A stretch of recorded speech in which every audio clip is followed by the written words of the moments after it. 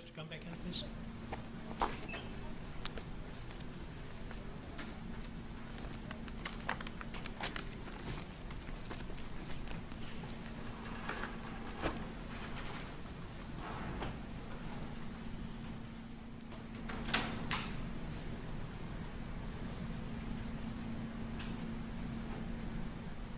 Hey.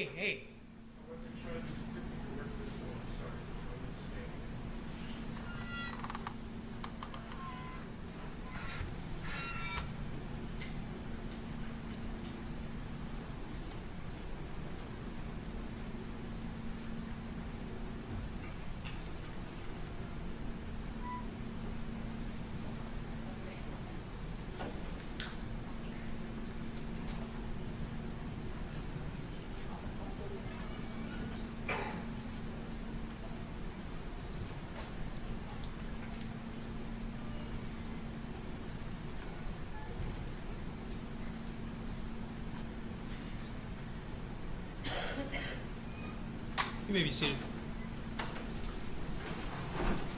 Swear at the witness, please.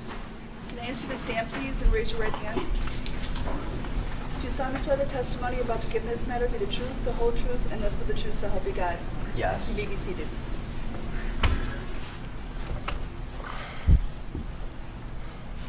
Could you please state your name, spelling your last name for the record?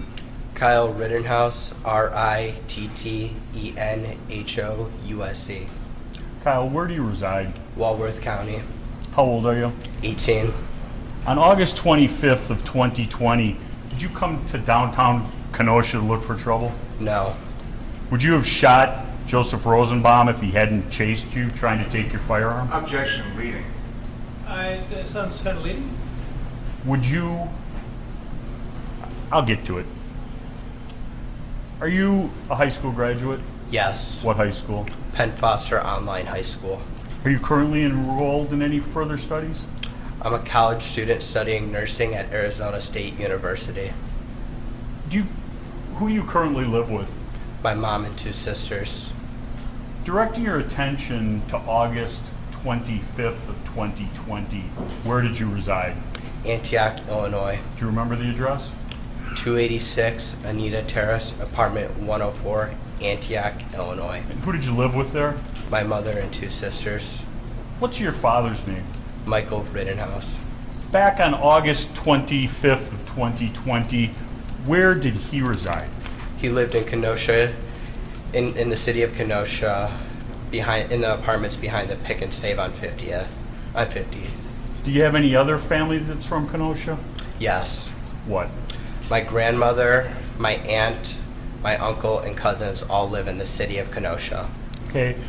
There's been testimony in this trial about the firearm in question, which has been marked. States 28. You've seen that gun? Yes.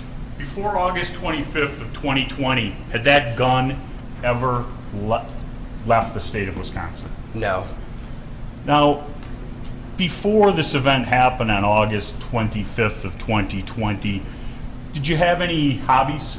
Yes. Tell the jury what you like to do. I was a swimmer. I enjoyed working. I was a lifeguard.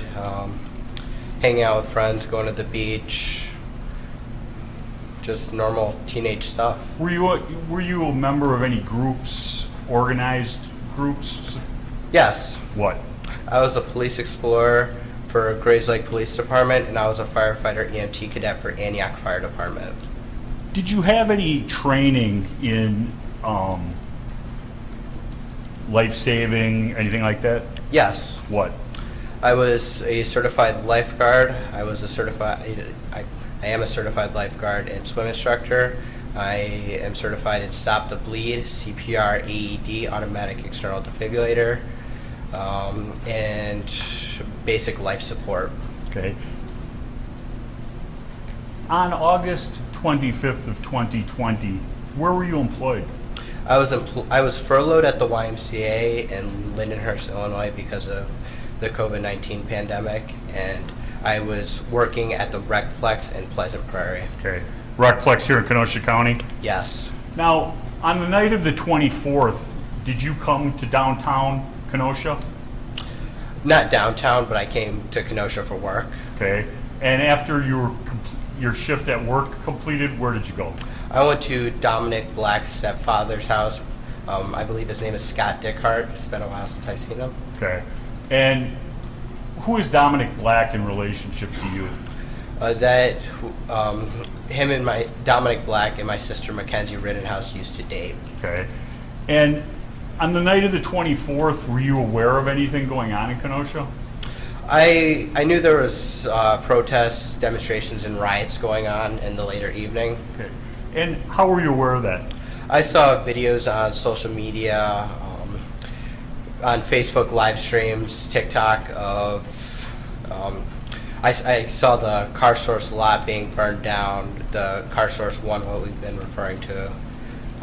I saw a police officer get assaulted. He had a brick thrown at his head.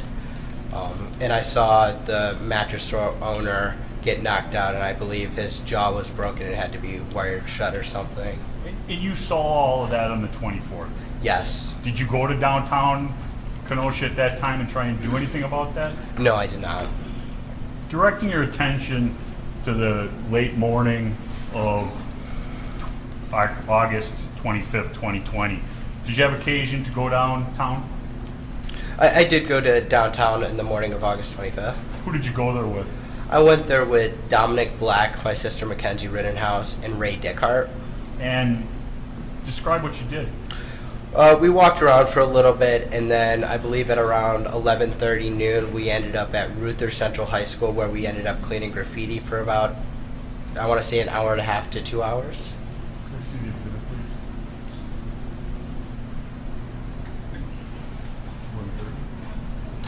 Showing what's been previously marked as Exhibit 131. Do you recognize that? I do. Could you describe what you see in that photo? Towards the left in the olive green shirt, that's me, and then to my left, that's Ray Dickhart, and to my right, that's my sister Mackenzie Rittenhouse. And What are you doing there? we're cleaning graffiti off of Ruther Central High School. And were you getting paid to do this? No, I was not. And you see what the graffiti says? Yes. And you do what it said as you were cleaning it off? Yes. I won't repeat it. After you were done doing that, what did you do? We were walking, and we went to the Car Source lot, the first location, and we were looking at the destruction of the burnt cars, and we saw the owner, Sam and Sal, I believe that's what they told us their names were. And you saw, when we say Car Source, the one that you met Sam and Sal at is what we've been referring to as Car Source number 1? Yes. And that's the one that they just played a video of all the burnt out cars? Yes. Did you have any discussions with Sam and Sal? Briefly, I offered my condolences, and I said if there's anything I can do, please reach out to me. He gave me his number. I gave him my number, and you were with Dominic Black at that time? I was. And your sister? Yes. And what did you do after that? After that, we walked back to, I believe, we parked our car by, you see the parking lot? Do you have the pointer up there? Yes. We parked our car right in this parking lot in that corner, somewhere over there. I can't see that far, I'm sorry. You're referring to the parking lot, which is at the corner 59th and Sheridan. It would be the southeast corner, correct? Correct. And you're pointing the dot. You parked closer to 8th Street, correct? Yes. Okay, you can put the pointer down. And whose car did you get there in? Dominic Black's. And when you left, where did you go? Once we left that parking lot, we went to Dominic Black's stepfather's house again, and we hung out there for a little bit. Okay. And do you know who Nick Smith is? I do. And did you have any contact with Nick Smith that afternoon? Later in the evening, around 3:30, 4 o'clock, Nick Smith called me and Dominic. And when he called you, what was the nature of the call? At first, Nick Smith wanted us to drive him to Chicago not Chicago, by O'Hare Airport, the suburbs of Chicago, because he wanted to buy a bulletproof vest. And Dominic said, okay, we'll drive him. And then he said, okay, I need you to pick me up at like 3:30, 4 o'clock. Okay. Did you go and pick him up eventually? Yes, we actually, before we picked him up, we went to Jelensky's. Okay. What did you do at Jelensky's? We bought, Dominic wanted me to buy 2 rifle slings. And did you? I did. One was for what? One was for my rifle, and the other one was for Dominic's rifle. Okay. And why did you care about your rifles that evening?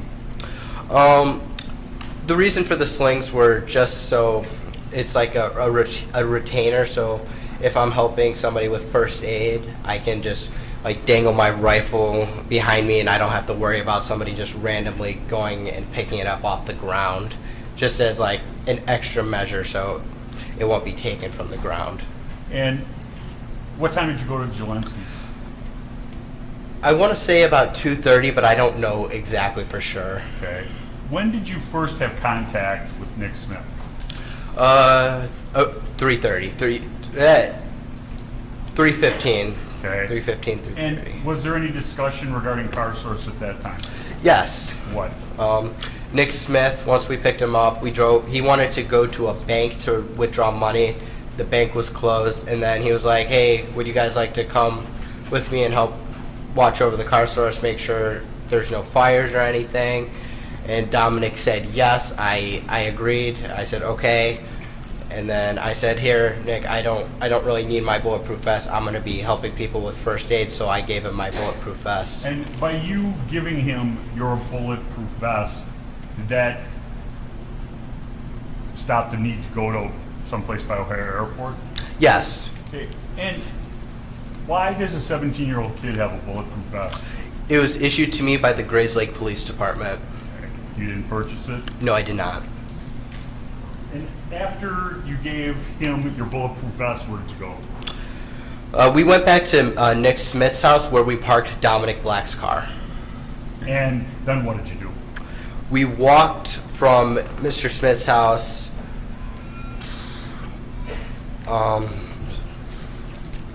Once we parked at Nick Smith's house, we walked from Nick Smith's house to the Car Source 1, cutting through the Ruther Central backside parking lot, because Nick Smith lives on the same street of... You don't have to say where Nick Smith Okay. lives. He lives within walking distance from here? Yes. Okay. And so you go to Car Source 1, Yes. and that's the burnt out one? No, Car Source 2, my bad, across the street. Okay. And at Car Source 2, that's where you spent most of the evening? Yes. Okay. When you first got to Car Source 2, the one at 59th and Sheridan, what happened? The owners were there, Sam, Sal, and his father, and I believe, I think it was his uncle there also. He was driving a van of some sort. Okay. And what was the discussion? Sam and Sal thanked us for coming out to help. And then Sal said, hey, why don't you guys hop in my car? If I remember correctly, it was either a white or black BMW or Mercedes. I don't recall exactly. And why did he want you to get in his car? He was going to drive us down to Car Source lot number 3. Okay. And did you agree to get in his car? I did. And who went to Car Source number 3? Me, Dominic Black, and Nick Smith. And who was driving? Sal. And when you got there, what happened? We got out and we hung around for a couple minutes, and then some people showed up. I now know who they are, but at the time I didn't. Okay. Can I have a-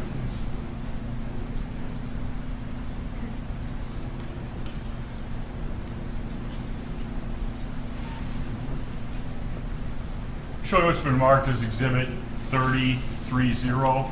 Do you recognize that exhibit? I do. And can you, Your Honor, can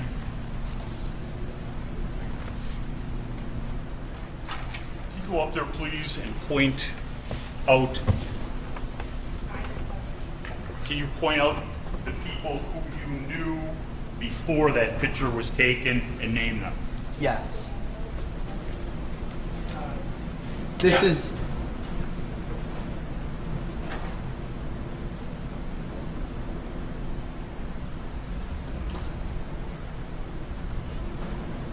This is Sal, the owner. This is Ryan Balch. This is Joanne Fiedler. This is Justin Hamilton. This is Dustin Colette. This is Nicholas Smith. I don't recall his name. This is me, and this is Dominic Black. Okay. We've heard testimony. You can have a seat. We've heard testimony about you, Nick, and Dominic. You knew those individuals before August 25th of 2020? I knew Nicholas Smith and Dominic Black. Okay. You did not know the owner of CarSource previously? I did not. Was he being nice to you guys? Was he happy you were there? Was he mad at you for being there? Describe it. He was happy we were there. Okay. And you heard their testimony, the two owners. I believe that was Friday afternoon. I did. And did they give you permission to be there? They did. And the other individuals in this photograph, some of whom have testified in this trial, 10 minutes before this photograph was taken, did you know any of them? I did not. Had you ever spoken to any of them? No. And when you were there, what was the idea? Was there a plan? What was going to happen? Yes, the plan was to, I went down there to provide first aid. I brought my orange first aid kit, the fanny pack, and I also brought my Pelican box, which was filled with first aid stuff by my feet to provide first aid.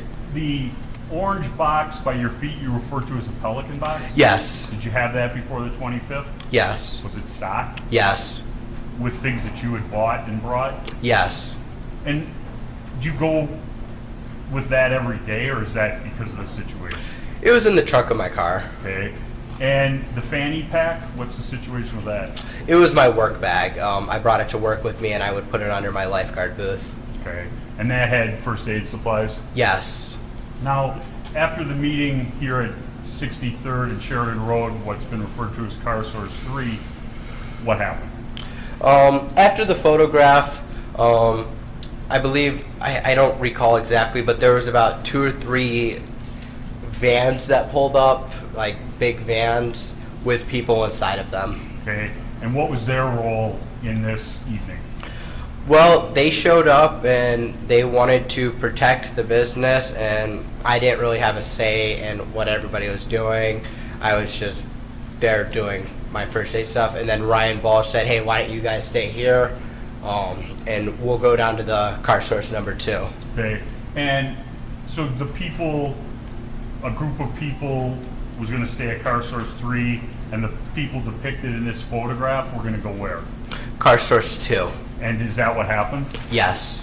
And so at that point then, Sam and Sal had coverage, for lack of a better word, at both of their businesses to protect the property, correct? Yes. So you get down to CarSource 2, did all of these people go there? Yes. Besides Sal, the owner, he did not. Okay. During the night, was Sam and Sal there? They were not. They left you guys there? Yes. I believe Nick Smith was in contact with them throughout the night. I'm not certain, but I believe they were. And you get down there, were you able to get in and out of the business? Yes. How? Sal, the owner, actually gave Nick Smith a set of keys. Did you personally see that? I did. Did he give you any other direction regarding any equipment or anything like that? He let us know where, like, the power washers and the fire. I think there was a single fire extinguisher in the building and some hoses, the hose hookups, just in case there was any fires we needed to put out at the lot. Anything else about the roof? He showed I believe it was Dominic Black and Nick Smith, the 2 ladders that were there to get up on the roof. Okay. And did you guys use those ladders? I didn't personally, but the people that were on the roof did. Okay. And you saw them use those ladders? I didn't see them, but that's how they got up there. Okay. Did where were you predominantly at Car Source 2? I was in front of the car source too.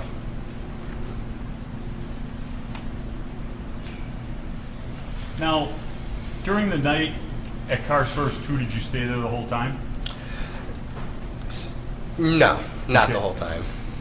When you would leave Car Source 2, what were you doing? When I left, I was with Ryan Balch, and we would go out and ask if anybody needed any first aid assistance, and we would see if there were any fires, and we would put them out. Okay. Did you personally put out any fires? I did. Where? I put one out at the church. Can you use a pointer?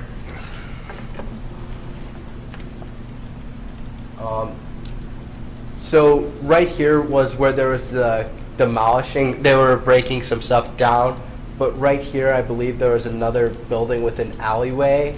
It was either right here or right here. I don't remember fully, but there was a fire down the alleyway where they were trying to set the building and church on fire, and me and Mr. Balch, and I believe somebody else was with us. We went to go put that fire out. Did you put it out? We did. Then what did you do? Around that time, we saw Ruther Central High School on fire, the front doors, and we were walking north down Sheridan Road to go put the fire out, and then somebody else put the fire out before we got to Ruther And when Central you High say School. the front, is that right here on Civic Park? No, sorry, that's my mistake. You're walking north on Sheridan. It's the side of the building on Sheridan Road, towards the left when you're walking north. In the general area where you had tried to help remove graffiti earlier? Yes, in that photo to the right. Okay. And during the evening, was there any friction between your group and protesters / rioters? No. The only type of stuff that happened was the person that attacked me first threatened to kill me twice. Okay. And the person who threatened to kill you, we now know is Mr. Rosenbaum, correct? Yes. Before August 25th of 2020, had you ever seen him before? I did not. Had you ever done anything to upset him? No. Now, you said he threatened to kill you twice. Yes. Describe the first time. The first time was me and Ryan Balch were a little bit north, towards the north corner of 59th and Sheridan, and Mr. Rosenbaum was walking with a steel chain, and he had a blue mask around his face, and he was just mad about something. Me and Mr. Balch were asking people if they needed medical help, and then he screamed, sorry for my language, he screamed, "If I catch any of you fuckers alone, I'm going to fucking kill you." And that was directed at you and Mr. Balch? It was directed at both of us, what I believe. And there was a second occasion where he threatened you? Yes. One- The second time was outside of the car source, and I don't know if it was directed towards me, but I heard it. He said to, I believe it was Joanne Fiedler, Dustin, Colette, and another guy. He was screaming. He said, "I'm going to cut your fucking hearts out and kill." I'm not going to repeat the second word, but kill you and words. Now, did you ever see Mr. Rosenbaum doing any physical property damage? I did. Where? I saw him with, I now know to be Joshua Zeminski. I saw him tip that trailer over and the porta potty. I saw him do both. And I believe he tried to start the porta potty on fire. I don't know. I don't think he succeeded. But then I saw him with Mr. Zeminski. He was either helping start it or he was like throwing stuff on it. I don't know which one he was doing. Where did you originally see that trailer? That trailer was in the St. James Church parking lot. Sort of like right over here, and like the backish corner, what I remember. And did you see how it got from there to where it was put on fire? It was pulled. By whom? It was several people that pulled it into the street, but I can't tell you definitely who pulled it into the street. And you went down there and saw them starting a fire? I didn't go down there. I was at the corner of the car source lot. Okay. And you referred to Mr. Zeminski.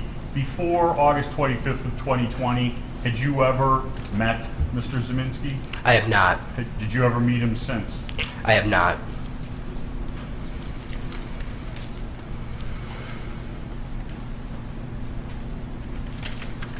Now, when you first saw Mr. Rosenbaum, was his top half of his body clothed or unclothed? He was clothed with a blue mask the first time I saw him. Yeah, blue mask. And what color was his shirt, if you remember? A dark red-ish color. Now, did you provide medical help to anyone? I did. Describe a couple of those occasions. The first time I provided medical help to someone was this lady. I think she sprained her ankle or twisted it. I don't know exactly. I'm not an expert on x-rays, or I wouldn't know. She hurt her ankle and she was being carried by two gentlemen, and I said, hey, before that I was just pepper sprayed, but I was like, hey, do you need help? And she said yes, and I said, okay, let's go into the car source where I was helping people, and I wrapped her ankle, and then she went on her way, and I let her know there was a hospital. If you go, I want to say southbound Sheridan, across the street from car source 3, I let her know that the hospital was over there and she should go get it looked at. Okay. Anybody else? Yes. What? Somebody threw a chemical bomb, actually right after I heard I'm going to cut your hearts out from Mr. Rosenbaum. I don't know who threw it, but somebody threw a chemical bomb, and Ryan Balch had some effects of it, so I helped Mr. Balch with being able to breathe, and I helped flush his eyes out and had him drink some water. Okay. You, in the answer to the question just before, you said something about being pepper sprayed? I did. And where did that happen? That happened at the car source, I believe it's the first time a big crowd of people were over there. I was pepper sprayed by somebody that was in the crowd. I don't know why, but I was pepper sprayed. Did you do anything in retaliation? I did not. Now, directing your attention to later in the evening, did there come an occasion where you had contact with Mr. McGinnis? There was. And before this evening, August 25th, 2020, had you ever met or spoke to Mr. McGinnis? I have not. And you and Mr. McGinnis and Mr. Balch go someplace? Yes. And describe that. I get done with my interview with Mr. McGinnis, and I asked Mr. McGinnis, no, I don't ask him. I said, if you want to come with us, that's fine, to document and film me and Ryan helping people. And he said, yeah, sure, and he followed behind us. And in that tape for Mr. McGinnis, there's talk about you being an EMT, correct? Yes. Are you an EMT? I am not. You have first aid and other training? I do. And you go to south on Sheridan Road?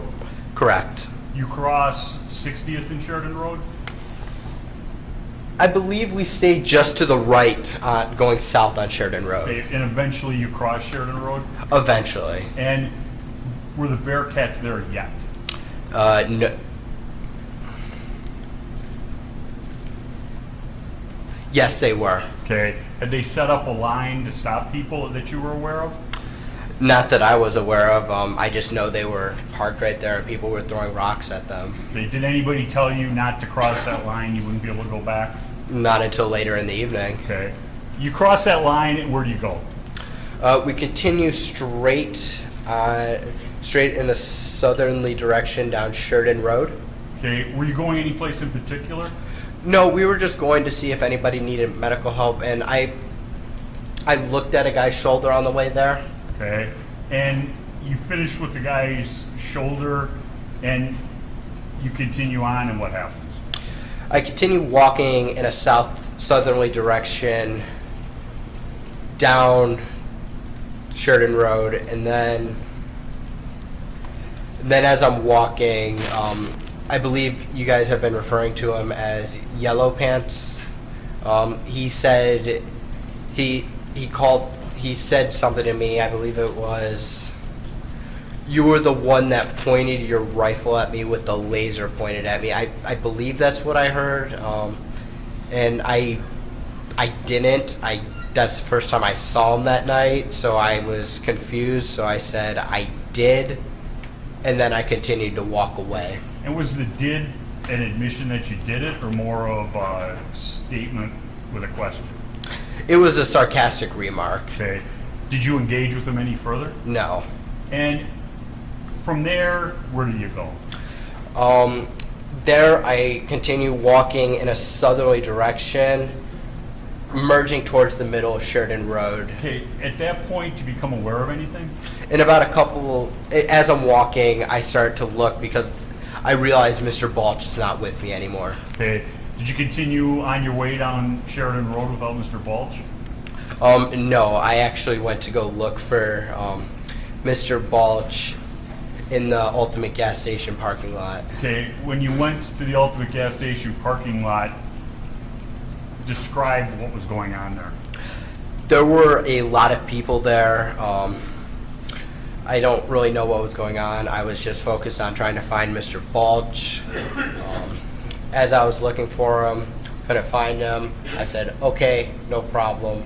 I'll just go back to the car source number 2. Okay, and describe what happened as you did that. As I did that, I received a phone call from Dominic Black. Hey, let me back up. Were you able to get back to car source number 2? No, I did not. Describe that. As I was trying to get back, the police stopped me. Well, didn't stop me. They told me, I believe they said something along the lines of to not go down there. And I was telling them, hey, I need to go down there. That's where I'm at, that business. I don't remember exactly how that conversation went, but they wouldn't let me go back to car source lot number 2. So you weren't able to get back to car source 2? I was not. Did you disobey the police's order? No. And you're alone, you're stuck on the other side of the police line from the car source 2. Where do you go? I go to where there's other people at the gas station protecting the gas station, and I go there because I believe that's the safest place to go because there's other people there. And at that point, were you able to find Mr. Balch? I was not. Well, you're at the Ultimate gas station, I think we've been calling it? Correct. Point it out, just there's no... Right there, the Ultimate Convenience Center, diagonal from the Gulf gas station. Okay. And when you were there, what's the next significant thing that happened? Dominic Black calls me and he says, Kyle, I need you to get down to the car source lot number 3. The cars are being bashed in. They're setting all the cars on fire. I need you to go and put the fires out. Okay. And did you do anything as a result of that phone call? I did. What? At the Ultimate gas station, I asked, I don't know who he is, but I asked an individual if he could come with me and if I could have a fire extinguisher to put out the fires. Were both of those requests satisfied? One of them were. What? I was given a fire extinguisher, but he said he can't come with me, and he said he believes there's already people down there helping protect the business. Okay. And what did you do then? I start running towards the car source lot number 3 to put out the fires, pausing occasionally to catch my breath and walk. Okay. On the way to car source 3, did you have any interaction with Mr. Rosenbaum? I did not. Did you speak to Mr. Rosenbaum? No. Did you notice Mr. Rosenbaum doing anything as you went down to car source 3? I didn't notice Mr. Rosenbaum until he came out from behind the car and ambushed me. Okay, I'll get to that. Did you run the whole way? No, I didn't. Okay. You had your gun, correct? Yes. And you had a fire extinguisher? Yes. And you had your medic? My medical bag, yes. And were you asking people about medic at that point? I was asking people if they needed medical help as I was getting down there. Did you receive any responses? No, I didn't. Describe your approach to car source number 3. As I'm walking down Sheridan Road, I hear somebody scream, "Burn in hell," and I replied with friendly, friendly, friendly, to let them know, hey, I'm just here to help. I don't want any problems. I just want to put out the fires if there are any. I continue walking, and then I notice the Duramax. I notice a flame in the back seat of the Duramax, and I step towards the Duramax, and as I'm stepping forward, I believe his name is now Joshua Zeminski. He steps towards me with a pistol in his hand, and as I'm walking towards to put out the fire, I drop the fire extinguisher and I take a step back. Okay. When you step back from Mr. Zeminski, what's your plan? My plan is to get out of that situation and go back north down Sheridan Road to where the car source lot number 2 was. And did you get back? Were you able to go in a northerly direction? I wasn't. Describe what happens. Once I take that step back, I look over my shoulder, and Mr. Rosenbaum was now running from my right side, and I was cornered from in front of me with Mr. Zeminski, and there were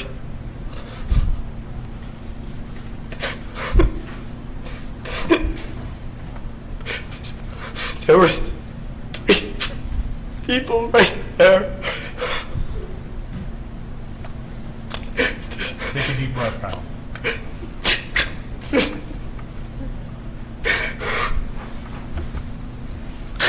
That's what I...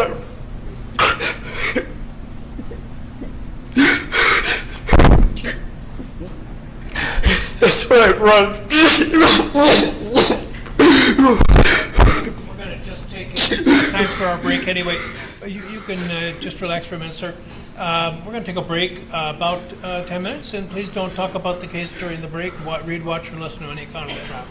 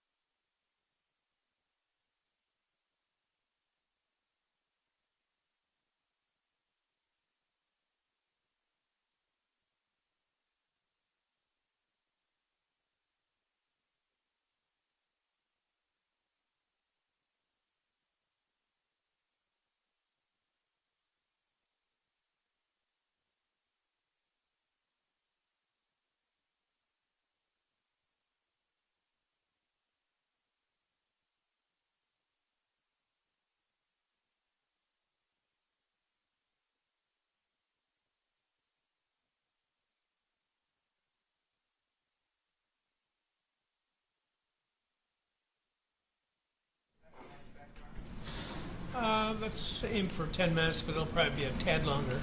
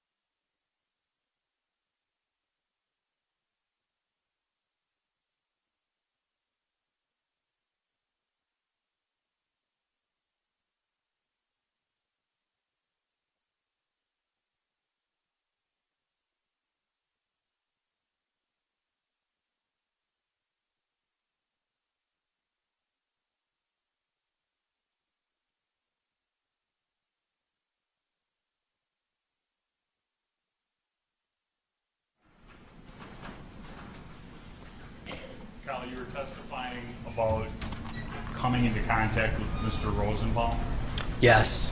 and Oh, wait. I apologize. Oh, forgive me. We got everybody? Okay. Start over. You were testifying about coming into contact with Mr. Rosenbaum, Yes. and you saw Mr. Rosenbaum. What happened? Once I got to that car and I stepped forward to put that fire in the Duramax out, and Mr. Zeminski stepped towards me, I went to go run back south down Sheridan, and Mr. Rosenbaum was right there at the corner of the Duramax, starting to chase me, and that's when I realized the only place I can run with the people around me is straight towards the building of the car source lot number 3. When you saw Mr. Rosenbaum, that's when you said friendly, friendly? When I heard burn inside, I don't know exactly where I was at in the time for that. Did Mr. Rosenbaum say anything to you? No, Mr. Zeminski instructed Mr. Rosenbaum to get him and kill him. That's what I heard. And you go running what's been referred to the southwest corner of car source? Yes. And as you're running in that direction, describe being chased. What was happening? As I'm running in that southwest direction, Mr. Rosenbaum throws, at the time, I know it's a bag now, but when he threw it at me, with the light, it looked silver and it looked like the chain when he threw it at me. And then I continue, I turn around for about a second while continuing to run, and I point my gun at Mr. Rosenbaum. Does that stop him from chasing you? It does not. Okay. After you turn around and you had your hands up kind of in a low ready position, Yes. and you see Mr. Rosenbaum coming at you, Yes. and what do you do then? After he throws the bag and he continues to run, he's gaining speed on me. A gunshot is fired from behind me, directly behind me, and I take a few steps, and that's when I turn around. And as I'm turning around, Mr. Rosenbaum is, I would say, from me to where the judge is, coming at me with his arms out in front of him. I remember his hand on the barrel of my gun. And why didn't you just keep running? When I was over there, there were about 100 people surrounding those cars, and there was no space for me to continue to run to. Okay. And so you turned around, Yes, and as you see him lunging at you, what do you do? I shoot him. And how many times did you shoot? I believe 4. And after you shot him, what did you do? The people around the cars that were originally there were not there anymore. They moved away, and I ran around to see if I could help Mr. Rosenbaum. And when you got to Mr. Rosenbaum, what was happening? Mr. McGinnis he took off his helmet and slammed it on the ground and took off his shirt, and I don't remember what he said. I wasn't focused on that. I was in shock, sorta.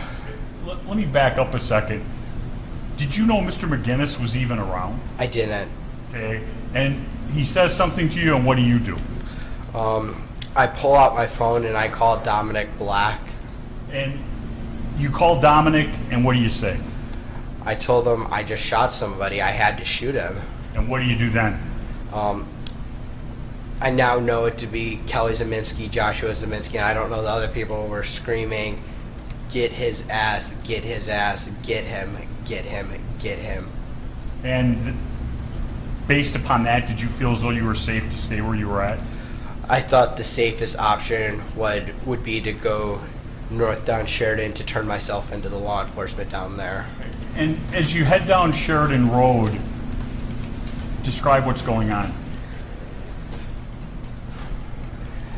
as I'm running, at first I'm in the sidewalk, and Mr. Lukowski, Jason Lukowski, is in the sidewalk, and I stop to talk to Mr. Lukowski for a brief second. I remember telling him that I just shot somebody and I need help to get to the police because the crowd, there was a mob was chasing me. And did Mr. Lukowski offer you any help? I don't remember. Okay, what do you do then? I continued to run after hearing people say, people were saying, cranium him, get him, kill him. People were screaming, and I just was trying to get to the police running down Sheridan Road. And you say, I'm trying to get to the police. Why were you trying to get to the police? So I didn't do anything wrong. I defended myself. Did you feel as though there was safety where the police were? Yes. And as you head down Sheridan Road, what's the next thing you remember? The next thing I remember is Anthony Huber striking me in the head with a skateboard. Okay. As you sit here today, do you remember talking to Gage Grosskreutz? Yeah, sorta, a little bit. I didn't know it was Gage Grosskreutz when he came up to me, but sorta. Okay. And when this individual runs up to you and gets how close? I would say within a foot. Did you shoot him? I did not. Did you point your gun at him? I did not. Why not? I didn't see him as a threat to my safety or life. Okay. Was he armed at that time? Not that I noticed. Okay. And you continue running in a northerly direction down Sheridan Road? Correct. And as you're running in that direction, you said the next thing you remember is Anthony Huber. Yes. Describe that. Anthony Huber, what I remember is running past Anthony Huber, and as I'm running past Mr. Huber, he's holding a skateboard like a baseball bat, and he swings it down, and I block it with my arm, trying to prevent it from hitting me, but it still hits me in the neck. And as I block it, it goes flying somewhere off in the distance. And do you stop then? No. What do you do next? I keep running down Sheridan Road towards the police line. Then what happens? I get lightheaded, I almost pass out, and I stumble and hit the ground. Okay. Before you hit the ground, how many times were you struck? I believe twice. Okay. Do you remember anything about the other one? I remember the first one being a rock. I don't remember who did it, but I remember like the bumpiness of like a concrete rock hitting me in the back of the head. Okay. Now, after being struck with Mr. Huber's skateboard, you end up on the ground. Yes. You're on the ground. What's the first thing you remember?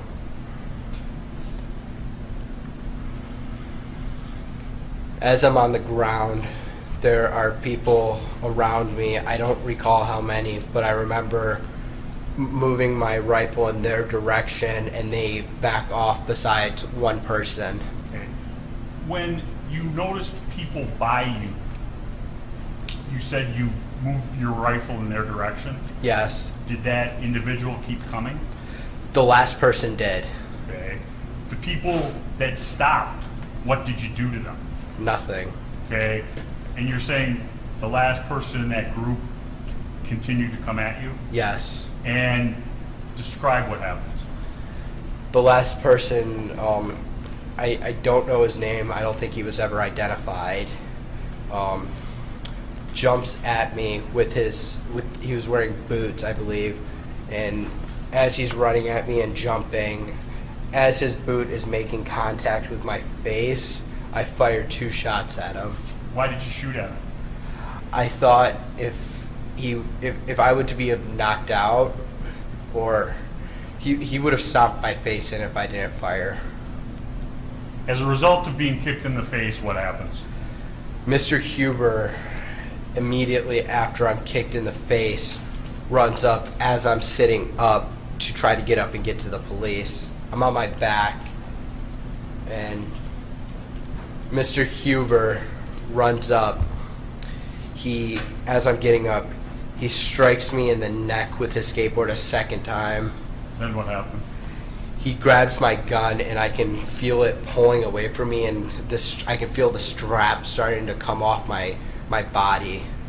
And what do you do then? I fire one shot. And after you fire, striking, we now know Mr. Huber, what do you do?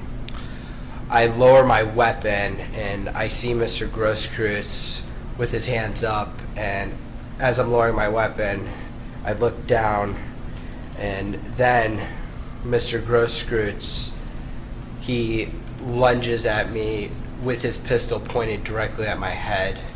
Now, you heard Mr. Grosskreuz's testimony about re-racking.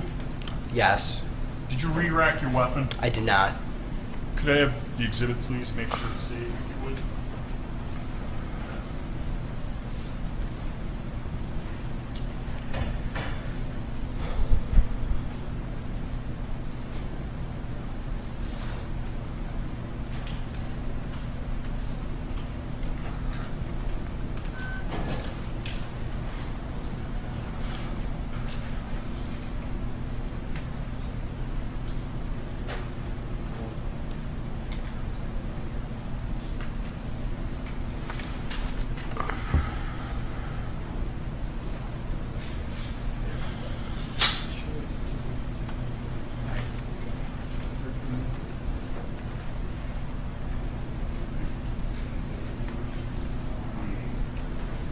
Showing you what's been previously marked, Exhibit 28. Do you recognize this? I do. Now, when somebody would, as Mr. Grosskreutz said, re-rack, is that this? Yes. Do you call it re-racking? I call it charging, putting a live round into the chamber. And to recharge, you have to pull this all the way back? Yes. Say that's about 4 inches? No, I'm asking you if you agree with that approximation. Mr. Rittenhouse, how far do you think that is? 3-4 inches. And if the weapon is loaded and you re-rack, what happens? If there's already a round in the chamber, when you re-rack the rifle, a live round would come out, chambering a new round into the chamber. Now, we got to the point where Mr. Grosskreutz is standing in front of you, has his hands up, Correct. and are you aware that he's armed? At that point, I do see a pistol in his hand. Is that the same or different from your first encounter with Mr. Grosskreutz? That is different. And he is standing, you said, how close to you? What I remember is our feet were touching, what it seemed like. Okay. And you do what? My rifle is down, his hands are up, his pistol is in his hand, and then Mr. Grosskreutz looks at me, and that's when Mr. Grosskreutz brings his arm down like this, like his arm is like that with me on the ground, and his pistol is pointed at me, and that's when I shoot him How many times did you shoot him? once. And after you shoot Mr. Grosskreutz, do you know where you shot him? No. What happens after you shoot him? He's no longer a threat to me. There's only one person in front of me, and his hands are up. I briefly point my rifle at him, and I get onto one knee, getting up, and he backs up with his hands up, and I don't shoot him.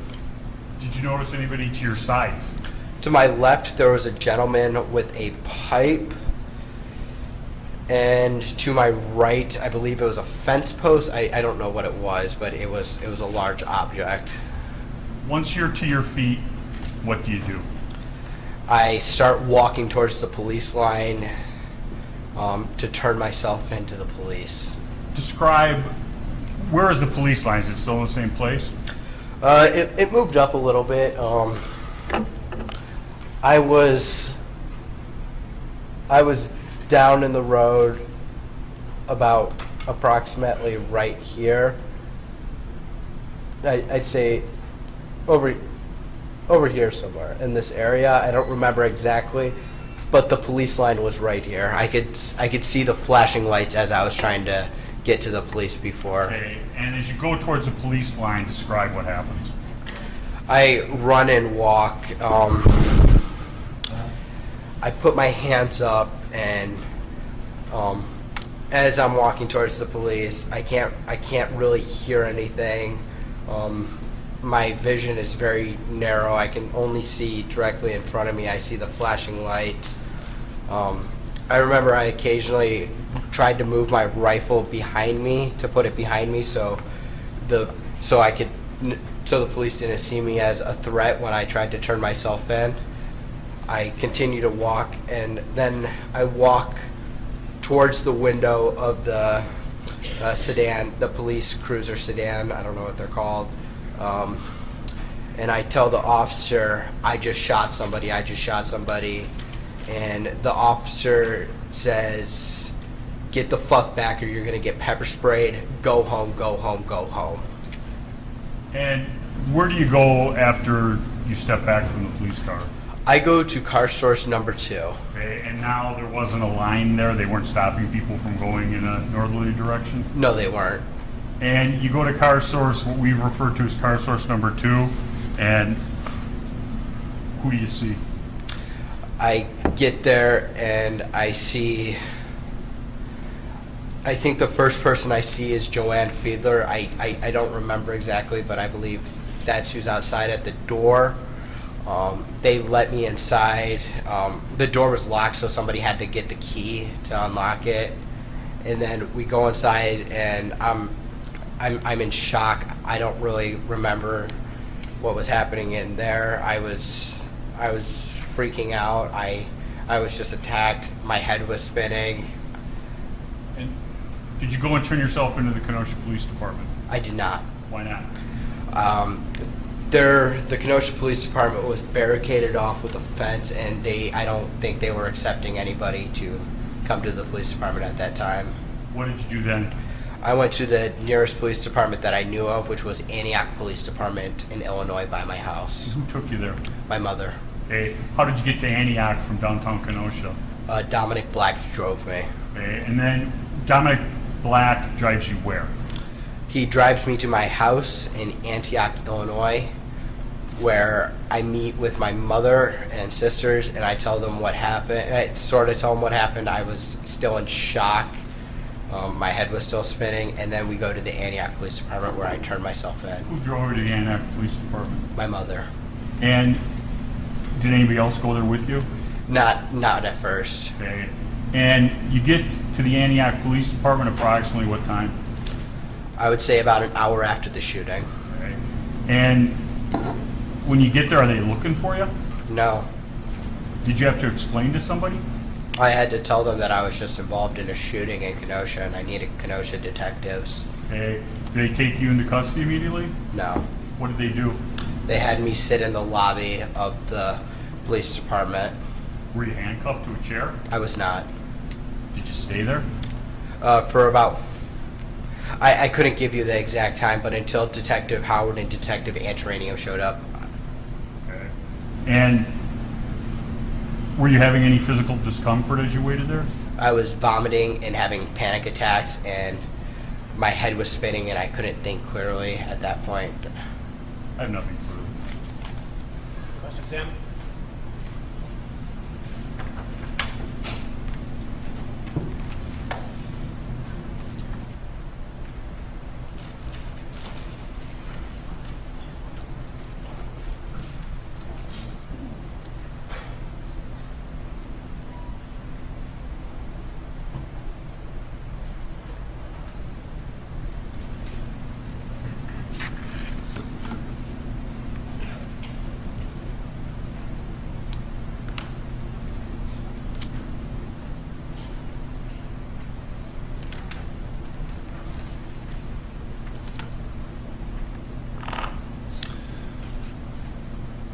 Good morning, Mr. Rittenhouse. Good morning. Everybody that you shot at that night you intended to kill, correct? I didn't intend to kill them. I intended to stop the people who were attacking me. By killing them. I did what I had to do to stop the person who was attacking me. By killing them. 2 of them passed away, but I stopped the threat from attacking me. By using deadly force I used deadly force. that you knew was going to kill. I didn't know if it was going to kill them, but I used deadly force to stop the threat that was attacking me. You intentionally used deadly force against Joseph Rosenbaum, correct? Yes. You intentionally used deadly force against the man who came and tried to kick you in the face, Yes. correct? You intentionally used deadly force against Anthony Huber, correct? Yes. You intentionally used deadly force against Gage Grosskreutz, correct? Yes. With regard to Joseph Rosenbaum, you fired 4 shots at him, correct? Yes. You intended to kill him, correct? I didn't intend to kill him. I intended to stop the person who was attacking me and trying to steal my gun.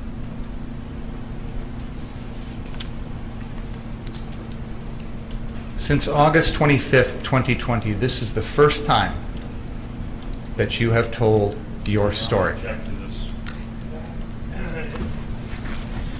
this. Sustained. Since August 25th, 2020, you've had the benefit of watching countless videos of your actions that night, correct? I've seen certain videos, not all of them. I've seen the majority of them actually here during the trial. You've also had the opportunity to read articles. People have written interviews, things like that, about what happened that night, correct? I do my best to avoid what people write on the internet. A majority of it's not true. You have also sat here through 8 days of trial, correct? Yes. And you've had the opportunity to watch all of the videos that have been Yes. played in this trial. Yes. Sir, if you could please let me finish my question before answering. And I will do my best to let you finish your answer before I go on to the next question. Fair? Yes. You have also had the opportunity to listen to the testimony of all 30-some witnesses that have testified in this trial so far, correct? Yes. And after all of that, now you are telling us your side of the story, correct? Correct.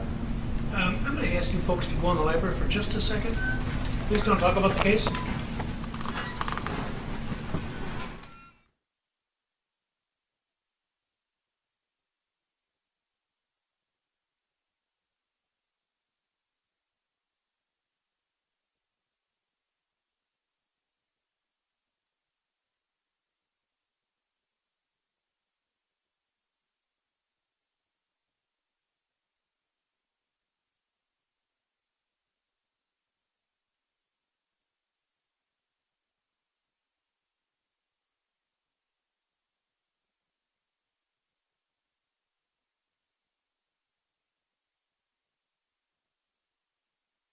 Commenting on my client's right to remain silent.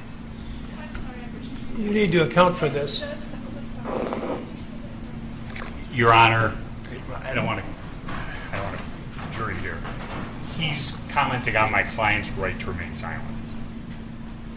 No, Your Honor. I am making the point that after hearing everything in the case, now he's tailoring his story to what has already been introduced. The problem is, this is a grave constitutional violation for you to talk about the defendant's silence. And that is, and you're right on the borderline. And you may be over, but it better stop. Understood. This is, I can't think of the case, the initial case on it, but this is not permitted. All right, ask the jury to come in, please.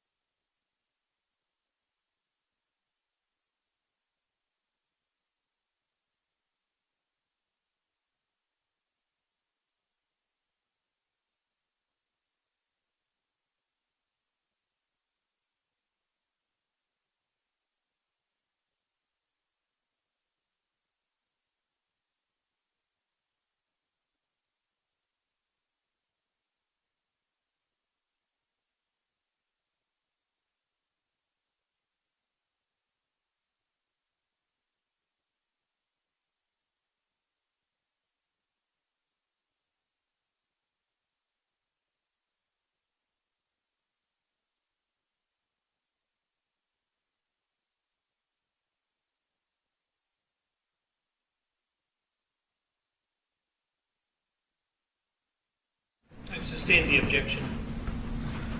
You were armed with an AR-15 semi-automatic rifle that evening, correct? Yes.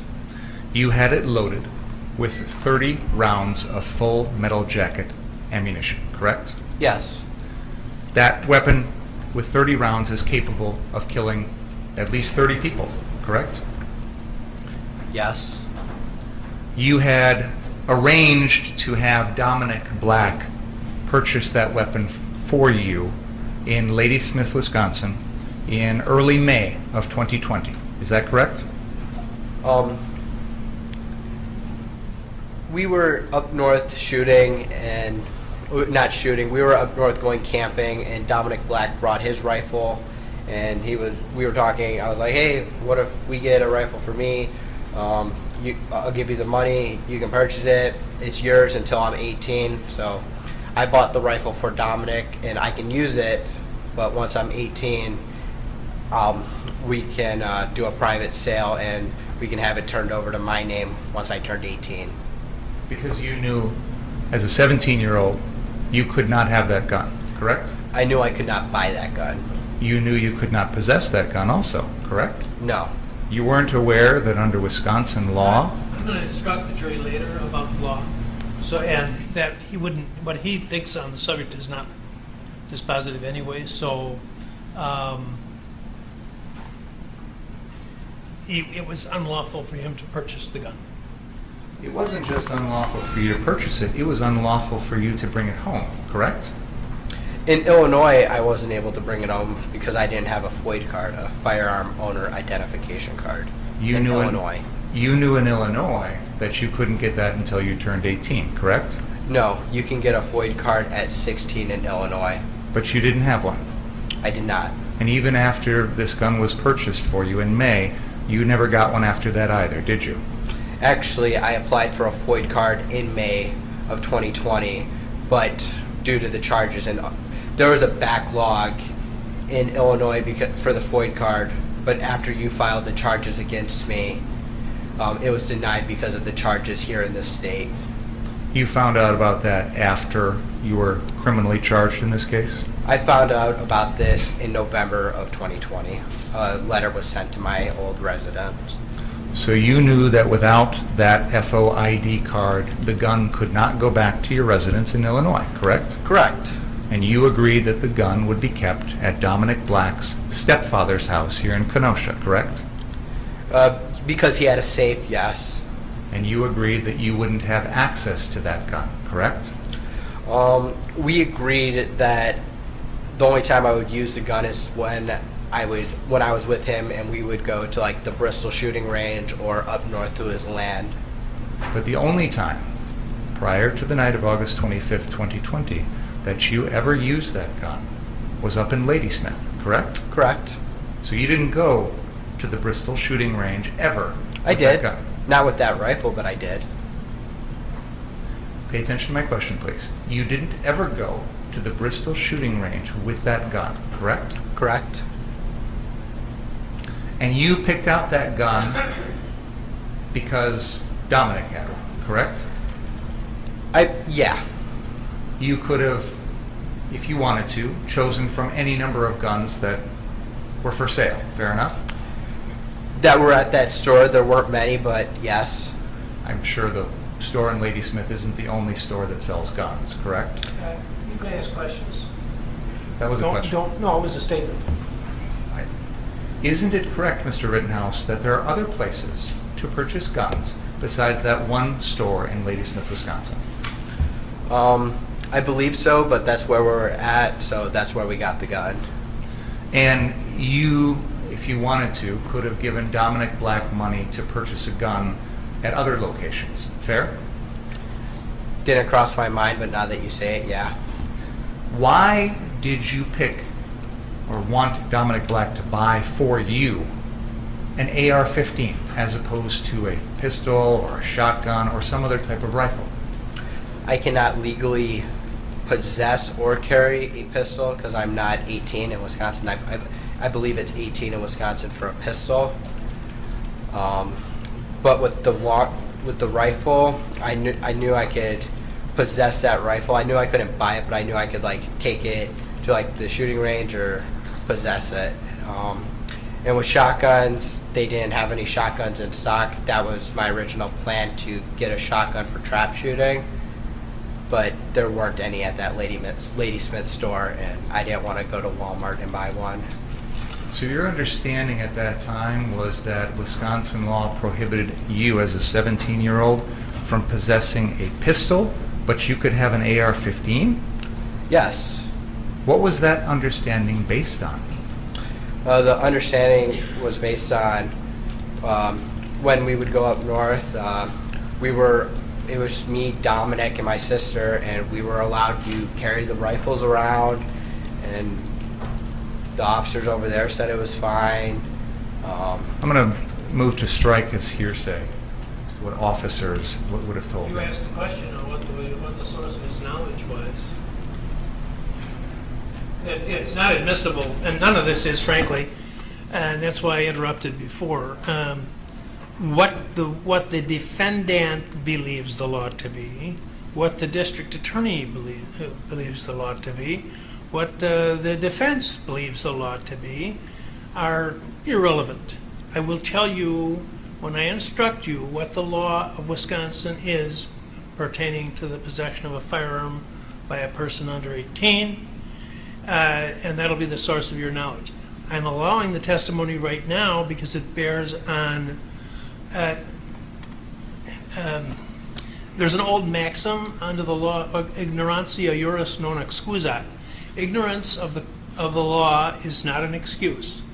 Ignorance of the criminal law is not an excuse.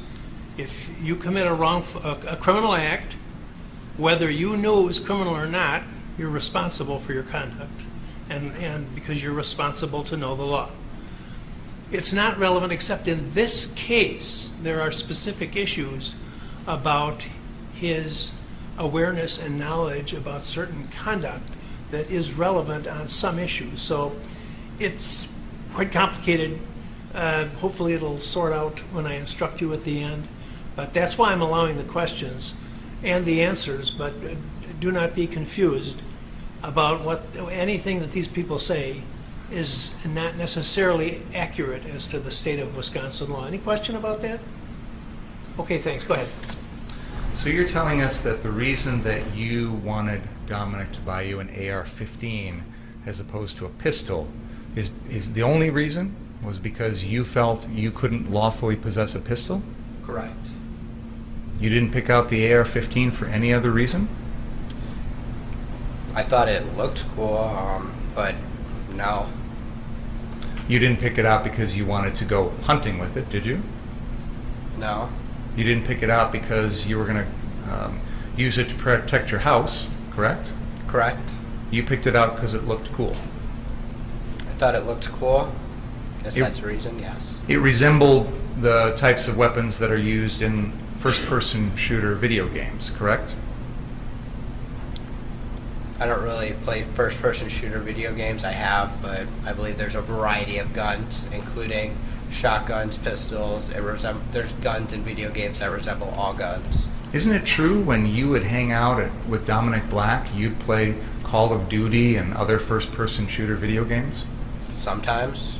And those are games in which you use weapons like AR-15s to pretty much shoot anybody who comes at you, correct? It's a video game where two players are playing together. I don't really understand the meaning of your question, to be honest. Isn't one of the things people do in these video games try and kill everyone else with your guns?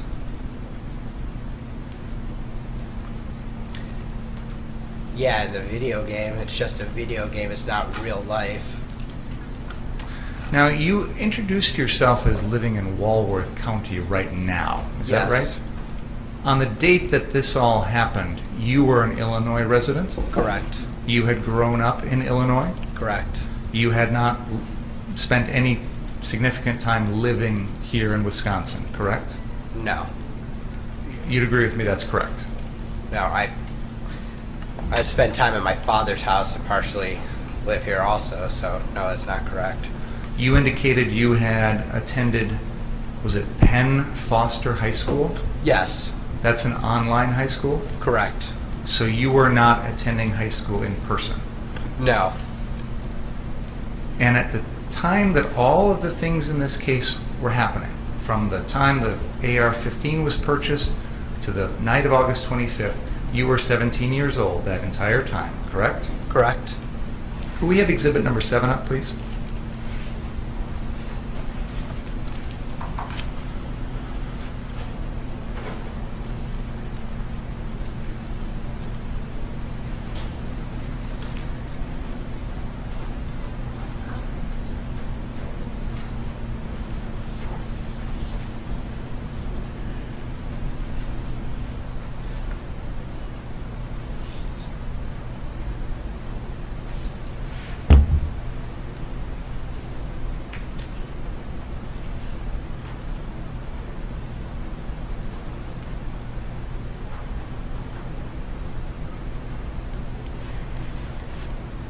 I have put exhibit number 7 up on the screen. TikTok account. That was a TikTok account that you had during the summer of 2020, correct? Yes, And it says your name on there, Kyle? yes, Your username on TikTok was 4 Doors More Whores, yes, and that's a picture of you there with your AR-15, correct? yes, And underneath that, you have put on your profile the phrase bruh, B-R-U-H, I'm just trying, T-R-Y-N-A, be famous. Is that correct? yes, You're the one who wrote that. yes.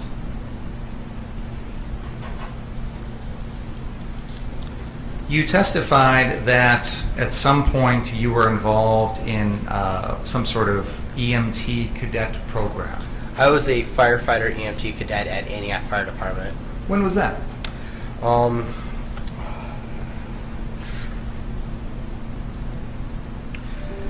I was a cadet at the Antioch Fire Department. I believe from 2018 or 2019 up until the incident of August 25th. An EMT cadet is someone who's just beginning the process of eventually achieving full EMT certification. Is that correct? No, Were you studying to be an EMT before August 25th, 2020? I was learning about certain things in the field of firefighting and EMS. But that's not actually formal classes, is it? No, we met once a week, and we would either, depending on the day, we would either do EMT stuff like learning how to do airways, or we do firefighter stuff like doing hose drags and learning how to crawl through buildings. And these are things that you did with the, which firefighter? Antioch Fire? Antioch Fire Department. You weren't a member of the fire department, were you? I was. You were a actual on-duty member on the roster of the Antioch Fire Department? No. So when you say you're a member, what do you mean? I was a member of the Antioch Fire Cadet Program. We were issued shirts, Antioch Fire Cadet member. We would help with the pancake breakfast at the VFWs, and we would wear Antioch Fire Department staff shirts. I still have one in my closet. And maybe I didn't express myself clearly. You were not a member of the Antioch Fire Department, correct? I was a member of the cadet program, which was through the fire department. So you'd go out and fight fires. We can go on ride-alongs, but we can't go into burning buildings for liability reasons. You'd go out there and you'd save people from burning buildings? Not me personally. Because as a cadet, they would never let you anywhere near that, right? They wouldn't let any of the cadets go into an actual live fire. At the end of whatever this program is, you weren't actually going to be an official firefighter, were you? No, it's to help prepare you for the firefighter academy, firefighter EMT academy. And you weren't going to be an EMT at the end of this program either, were you? No. You know that to be an EMT, you have to be 18 and a high school graduate, correct? Depending on the state, in Illinois, you can take a class at the college at 16, and you can have your EMT license by the age of 17. I wasn't in that class, but in Illinois, you can.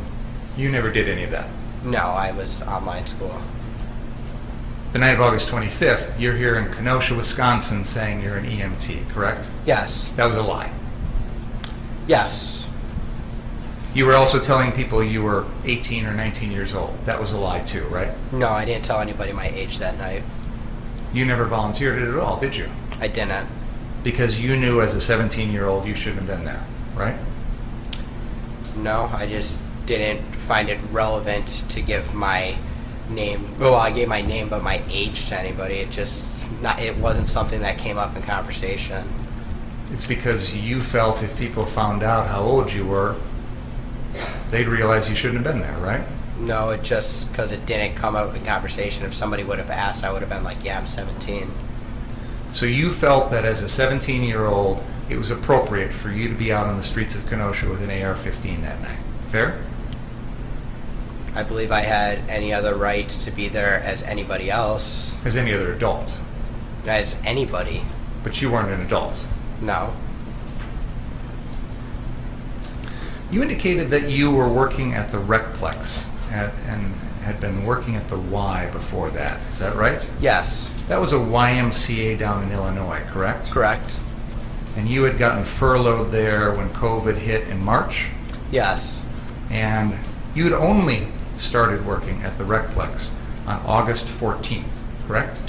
I believe I got hired before that, but I was on vacation on August 14th, so I couldn't. I was on vacation, so I couldn't start until August 14th. Your first time working at the Recplex was on August 14th, correct? I believe that was my first day. And then you worked the week after that from August 17th to August 23rd, correct? I believe so. Till August 24th, I worked. And then your final shift was on August 24th, correct? Yes. You worked a total of 41 and a half hours at the Recplex, correct? That's the number you got. And you were a lifeguard. Yes. You were walking around their swim area with one of those red, long, life-saving things, monitoring the pool. A correct? rescue tube. Yes. Okay. So, but that was at the indoor pool at the Recplex? It was at the indoor. It was at the. I don't know if you're familiar with the Recplex. I am. I guarded the water park area and the competition pool. Okay. So they've got a water park area with a slide and a zero-entry pool, is that right? Yes. And then next to that, they've got a larger, almost Olympic-sized pool where swim meets happen. 50-meter competition pool divided in half to make it a 25. Okay, and you were lifeguarding at both of those? I would rotate. We had rotations, and me and other guards, we would do we had three-person shifts. We would rotate out watching the different areas of our zones. You indicated that at no time did this gun, this AR-15, ever leave the state of Wisconsin. Is that right? Other than the night after, other than that. Before the shootings. Correct. There was a time, though, where you wanted to have it with you down in Illinois, isn't it? It wasn't there? I believe there was a time when me and Dominic were mad at each other. Yeah. You were mad at Dominic? Me and Dominic were mad over something. And you wanted to have the gun with you down there? I think I said something along those lines. You'd agree with me that let me back up for a second here. You have testified to this jury that you used deadly force against Joseph Rosenbaum, Anthony Huber, the man who attempted to kick you in the face, and Gage Grosskreutz on the night of August 25th, correct? Yes. And you did that because you felt that your life was in danger from those four people, correct? Yes. And you are telling this jury that it was, in your mind, justified to use deadly force to protect your own life, correct? Yes. You'd agree with me that you were not allowed to use deadly force to protect that CarSource building, correct? Well, I wasn't using deadly force to protect the property. I used deadly force to protect myself, so. Please listen to my question and answer my question if you can. You'd agree with me that you were not allowed to use deadly force to protect that CarSource building, correct? Yes. you'd agree with me that you were not allowed to use deadly force to stop someone from smashing the windows of an unoccupied parked car, correct? I don't think you could use deadly force for that. You'd agree with me that you can't use deadly force to stop someone from lighting a metal dumpster on fire, correct? Correct? You'd agree with me that you can't use deadly force to stop someone from tipping over a porta potty, correct? Correct? You'd agree with me that you can't use deadly force to stop someone from lighting a flatbed trailer on fire, correct? Correct?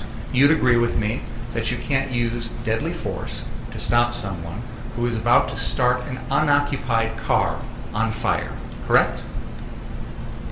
Correct? You'd agree with me that you can't use deadly force to stop someone from lighting some traffic cones in the middle of the street on fire, correct? Correct?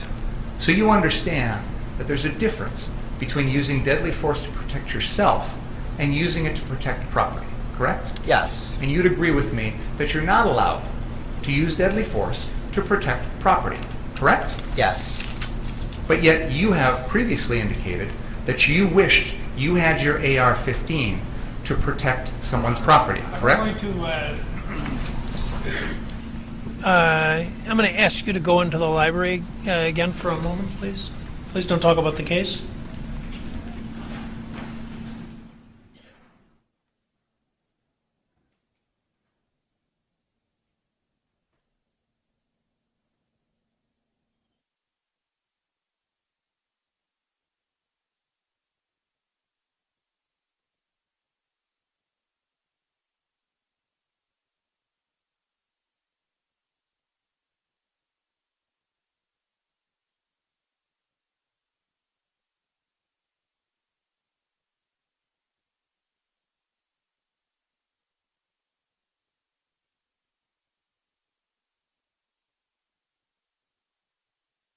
Mr. Richards? Your Honor, Mr. Binger is either forgetting the court's rulings or attempting to provoke a mistrial in this matter. He knows he can't go into this, and he's asking the questions. I asked the court to strongly admonish him, and the next time it happens, I'll be asking for a mistrial with prejudice. He's an experienced attorney, and he knows better. Mr. Binger? First of all, Your Honor, this was the subject of a motion. I'm well aware of that. And the court left the door open. For me, not for you. My understanding of You should have come and asked for reconsideration. You did on the one motion, and in fact, I granted your motion for reconsideration. That was not our motion. Excuse me. I did. I granted. We did not move That to was reconsider. their motion. We have not filed forgive any me. motions to reconsider Forgive in me. this case. That was their motion for reconsideration, which I denied. But I said I denied it, or I indicated a bias towards denial is what I did. Held it open with a bias towards denial. Why would you think that that made it okay for you, without any advance notice, to bring this matter before the jury? I was astonished when you began your examination by commenting on the defendant's post-arrest silence. That's basic law. It's been basic law in this country for 40 years, 50 years. I have no idea why you would do something like that. And it gives, well, I'll leave it at that. So I don't know what you're up to. May I respond? Yes. We filed an other acts motion on this exact issue because, in my mind, and I argued this, it is identical to what was going on the night of August 25th, in the sense that the defendant was using this exact same weapon. He was using it in a manner to try and protect property. No, he wasn't. Your Honor, with all due respect... I'm not going to rehash the motion. That's absolutely untrue. No. Your arguments of record, my comments are of record, and why I ruled as I did is of record. There's nothing that I heard in this trial to suggest anything's changed, even if you're correct in your assumption that you know more than I did at the time.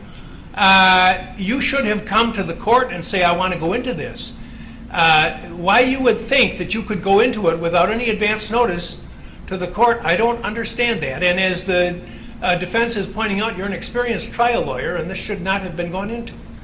Your Honor, there have been things in this case, testimony in this case, that I believe opens the door to this. For example, the defense has introduced evidence that the defendant pointed a gun at a man wearing yellow pants because that person was on a car on the car source lot. Now, there's no justification that I can think of why the defendant would point that gun at someone. The defendant has just testified this morning that he agreed with that person in the yellow pants, that he pointed the gun at him. He said, I was joking when I said that to the guy in the yellow pants, but he said, he's acknowledged that he told the person in the yellow pants, yeah, you're right, I did point a gun at you when you were sitting on a car. He said, I did. That's what he Exactly. testified. So he's agreeing. May I finish, please? I'd like to have a chance to make a record if I could, without being interrupted, if that's okay. He has mentioned that he's acknowledged that he's used this gun to protect property. He's also just acknowledged that he knows he can't do that. I am attempting to impeach him now with the prior August 10th incident, 15 days prior, involving the same gun, where he is threatening to use that gun to protect property. He didn't have the gun with him. Your Honor, he is saying he wished he did so he could shoot people. You know, there's a lot of difference between commenting about something when you haven't got a gun and threatening someone when you do. You know, it's interesting, Your Honor, because the entire defense theory in this case is Joseph Rosenbaum, who was I unarmed. want you to tell me what the defense theory of the case is. I want, May I look, respond to what you just said, Your Honor? I'd like to respond to what you just said. Slow down, please. I apologize, Madam Court Reporter, but I'd like to try and make a record without anyone interrupting me, if that's okay. I believe that there is a central part of this case that Mr. Rosenbaum is making threats that he has no ability to carry out. So, to your point, Your Honor, you're arguing that this August 10th incident, one aspect of why you don't believe it's relevant is the defendant didn't have the gun with him. This case is about someone who didn't have a weapon, and yet the jury is being told, because of those threats, that means the defendant has to defend himself. So, with all due respect, Your Honor, mere verbal threats have already been shown to this jury and used as a basis for someone's subsequent actions. I am attempting, with the defendant, to use his mere verbal threat on August 10th, 15 days prior, that he's going to shoot shoplifters with his AR-15 to impeach the defendant in a murder trial. I would ask the court's forbearance to do that. I apologize, Your Honor.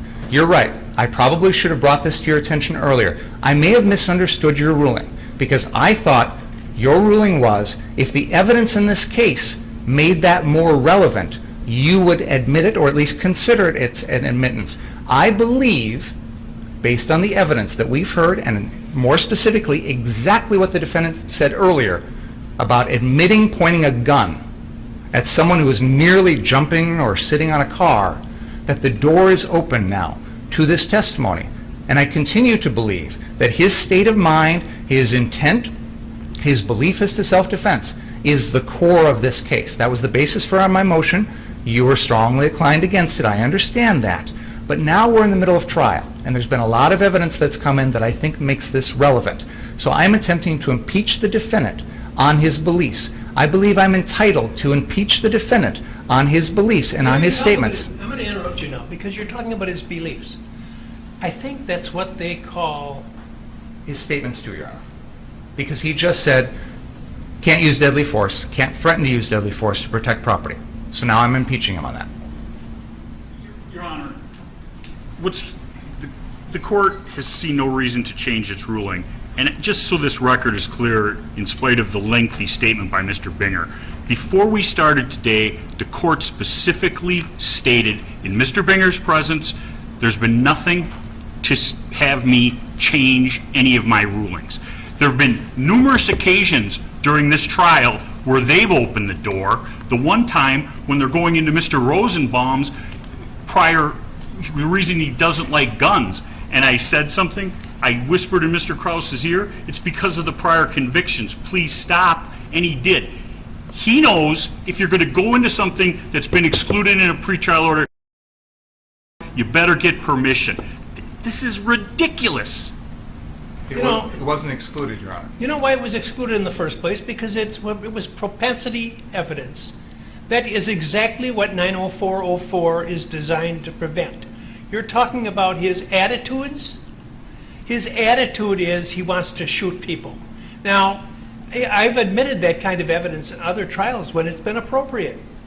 I didn't admit it in this case because, to me, what I've heard in this trial, and by the way, Mr. Richards absolutely correctly points out that just hours ago, I said I had heard nothing in this trial to change any of my rulings. So why? Testimony, Your Honor. Pardon me? That was before the Don't defense testimony. get brazen with me. You knew very well. You know very well that an attorney can't go into these types of areas when the judge has already ruled without asking outside the presence of the jury to do so. So don't give me that. That's number one. Number two, this is propensity evidence. I said at the time that I made my ruling, and I'll repeat again now for you, I see no similarity between talking about wishing you had your AR gun, which you don't have, so that you could fire rounds at these thought to be shoplifters, and the incidents in these cases, which are not, there's nothing in your case that suggests the defendant was lying in wait to shoot at somebody or reflecting upon the shooting for a vast amount of time. Every one of the incidents involves matters that involve seconds in time. So I commented at the time, I don't see the similarity, and I don't see the similarity now. If it's not similar, that's the whole rule. Those are all the exceptions to 90404. Check the authorities. Wigmore on evidence. Judge Weinstein. Colonel McCormick. It's the prior act has to bear the signature of the accused, or it has to be so similar as to suggest it's a common plan or something like that.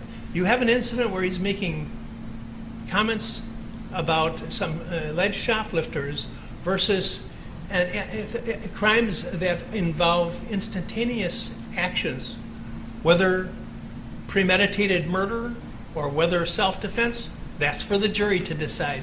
But I don't see the similarity. I said it couldn't come in, and it isn't coming in, no matter what you think.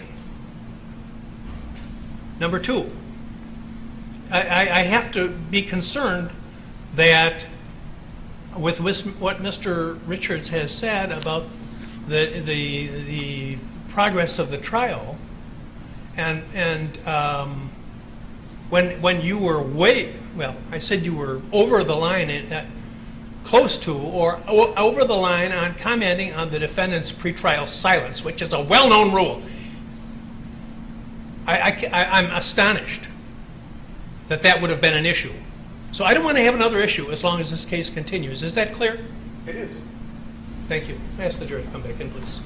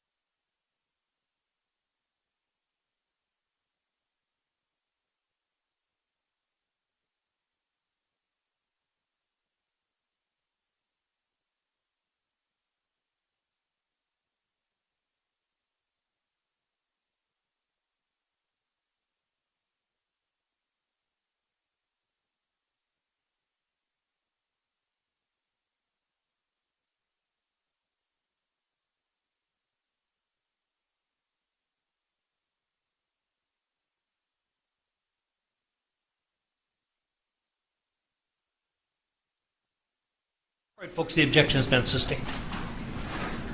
Go ahead, Mr. Finger. Thank you, Judge. So I want to turn your attention to the day of August 25th, 2020. Okay. You had spent the night at Dominic Black's house, is that right? Yes. And you indicated that you had worked at the Recplex the night before, is that right? The 24th, correct. Okay. And you worked until about 7 p.m.?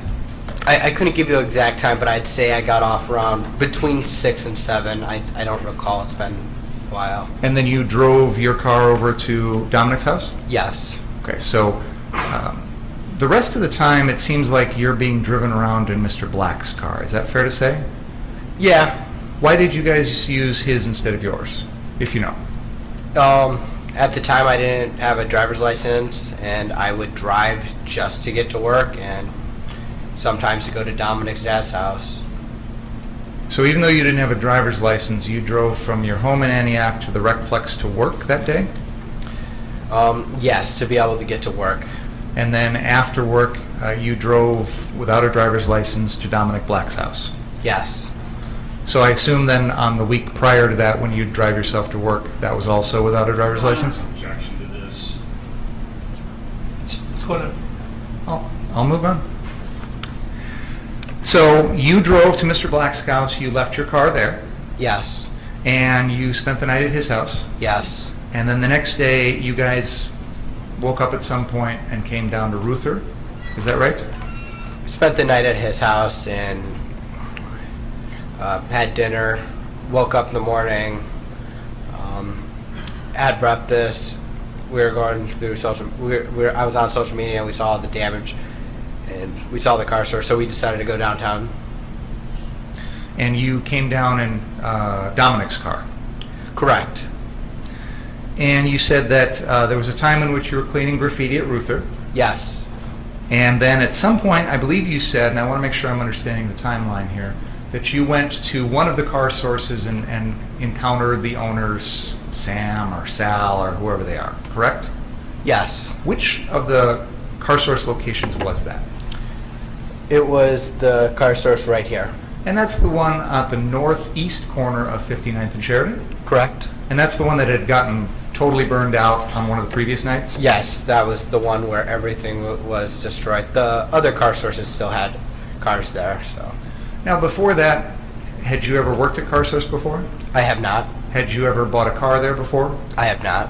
Had you ever even heard of Car Source before all that? Yes. Through Dominic? Well, no. I would drive past it on a daily basis. I was in Kenosha almost every day, and I drive down Sheridan Road almost every day.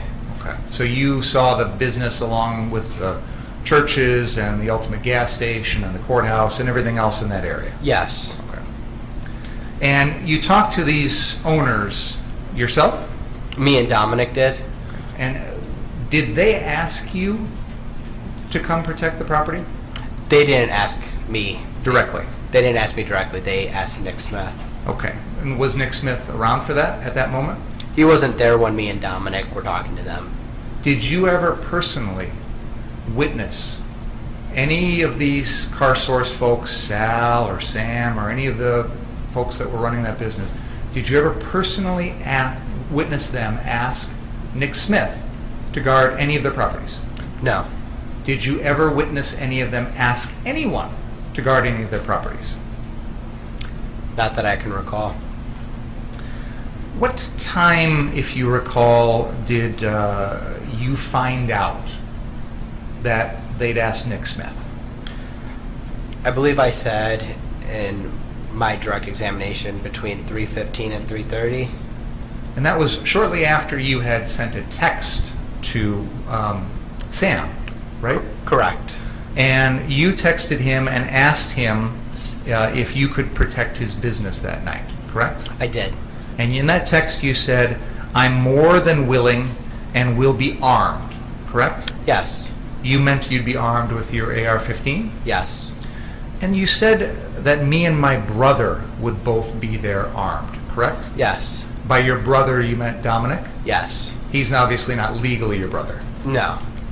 And you said in the text, "I just need address." Do you recall that? Yes. Why did you need the address of a location you'd already been to? I just wanted to like pinpoint it on the Google Maps because GPS, because you know with all the roads were closed down in Kenosha. I just wanted to know the best route to drive there with Dominic. But you just told us that you drove past here every day up and down Sheridan. Why did you need GPS to help you find a place that you drive past every day? The roads weren't closed when I drove past them every day. But you still knew where you were going, right? Sort of, but with like the back roads. Okay, so let's talk about the roads being closed. What do you mean by that? Well, Sheridan Road was closed off, and I'm trying to remember. I don't think there are a lot of roads closed off. I couldn't tell you exactly their names right now. Was that because there was construction going on? No, they were closed off because of the riots. They were closed off to keep people out of the area, right? Yes. And you knew there was a curfew that night, right? I believe I got an emergency alert text at around 8 p.m. Just like everybody else, saying, stay off the streets. I'm sorry. Objection, there's no curfew charge. It's still relevant to his decision-making. Just like everybody else, you got a message saying, get off the streets at 8 o'clock that night, right? Yes. And despite that message, you came down, correct? I was already in Kenosha downtown when I got that message. Once you got that message, you didn't decide, I'm going to leave and go home like I'm supposed to, correct? I stayed at the car source. And you knew that there was this curfew in place that meant you shouldn't be there anymore, correct?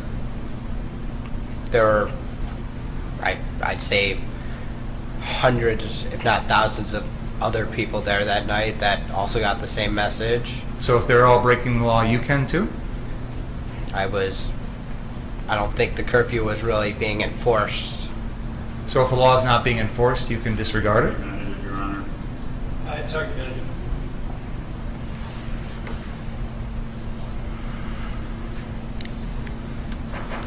You said that there was a time in which Nick Smith asked you guys to drive him down to Chicago Correct. to buy a piece of body armor Correct.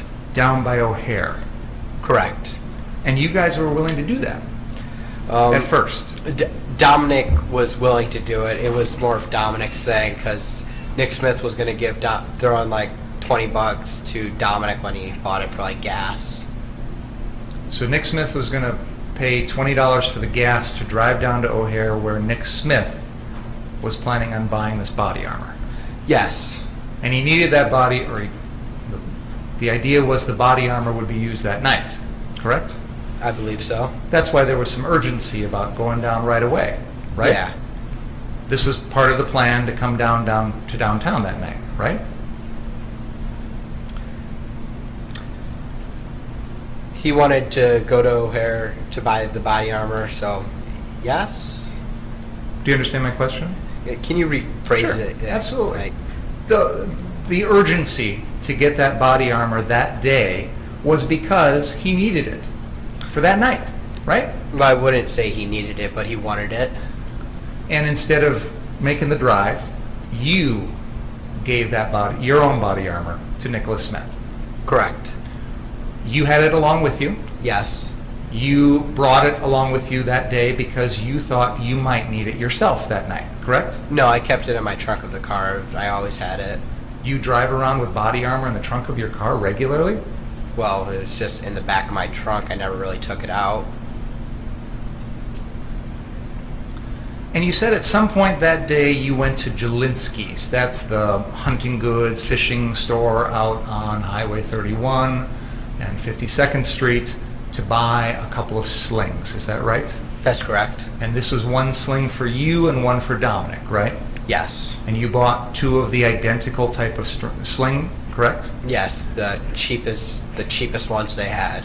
And that's a single point sling, meaning it attaches to the gun in one location, correct? Yes. And then it wraps around your body, correct? Yes. And it's designed to help you retain possession of that weapon, correct? You'd probably know more about them than I do. I just got it to hold the rifle, so when I'm doing medical aid, I don't have to sit on the ground and have to worry about it being stolen. Because you realize that you couldn't have that gun on you while you're doing any sort of medical aid, correct? I knew that I couldn't, without a sling, have it on me. That's why I got the sling, so I could have my hands free. But even when you had the sling, there was a time in which you took off your entire gun apparatus and handed it to Joanne Fiedler because it was in the way. of you trying to treat someone, right? At that instance, yes, because it was hitting the ground. The rifle was hitting the ground. When I bought it, that was the purpose of it. I don't think it really worked, now that I think of it. This big, long AR-15 really got in the way whenever you tried to help someone, right? Sometimes, If you had a handgun, for example, it would have been physically more easy for you to try and treat someone. Fair? if I could have legally carried a handgun, I would have carried a handgun instead of a pistol. I mean, instead of a rifle.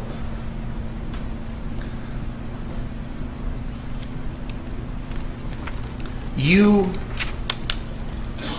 grabbed some medical supplies from Dominic Black's house before you came downtown that night, correct? I grabbed extra gauze, but that's about it.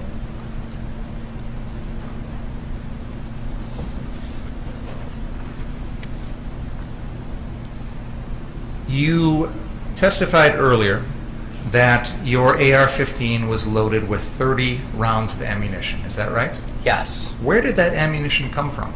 That was from our last trip up north, from May, the time we took it up north. So when the gun was left at Dominic Black's house, it had that ammunition with it?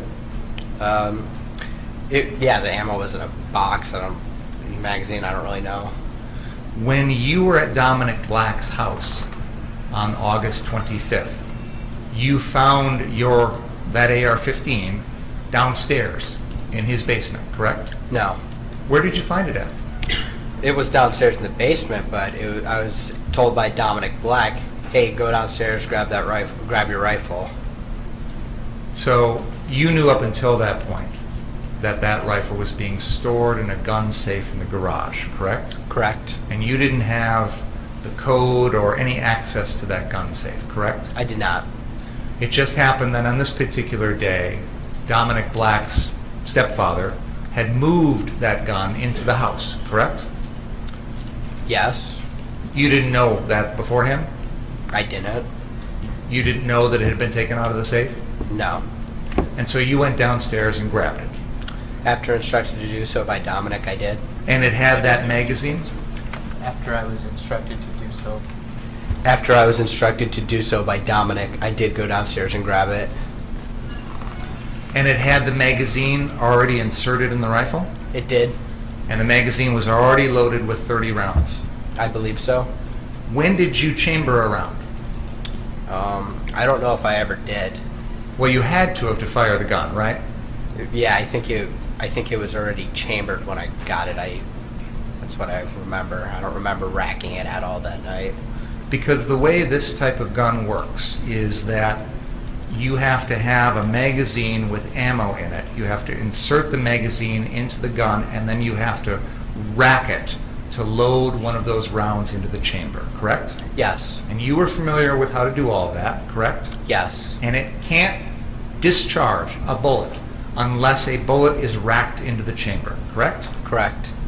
And so your testimony here, as best you can recall, is that you never had to do the initial racking because the bullet was already in the chamber when you took possession of it that day. Is that fair to say? I believe so. I believe that it was already racked. And the ammunition that was in that was full metal jacket ammunition, correct? 223 full metal jacket. 223 being the caliber, Yes. and full metal jacket being the type of casing, correct? Yes. Full metal jacket is the bullet type. The bullet type. Okay, I apologize. And you're aware there are different types of bullets, like hollow point bullets, correct? Yes. Yes. And when you were in the process of purchasing this gun, well, let me back up for a second. You said that the 30 rounds of ammo were left over from previous. I assume you mean when you were up in Ladysmith? Yes. And you were practicing with the gun up there? Yes. And Dominic Black's family has some sort of firing range or shooting range up there, is that right? They have a gravel pit where it's safe to shoot. And you and Dominic would practice with your AR-15s shooting at targets in that gravel pit, correct? Correct. And you would shoot at targets as far as, what, 75 yards away? No. How close were the targets? I was about I think the furthest I ever got was maybe from me to the TV. You didn't shoot at any targets farther away than that? No. Dominic Black testified that he shot at targets 75 yards away. Did you see him do that? I didn't, but I don't know what Dominic Black saw or what Dominic Black was shooting at. I wasn't with him when he did that. But you were aware of the fact that the AR-15 was capable of hitting targets much further away than you to the TV, correct? I believe so. Did you know the capabilities of your own weapon?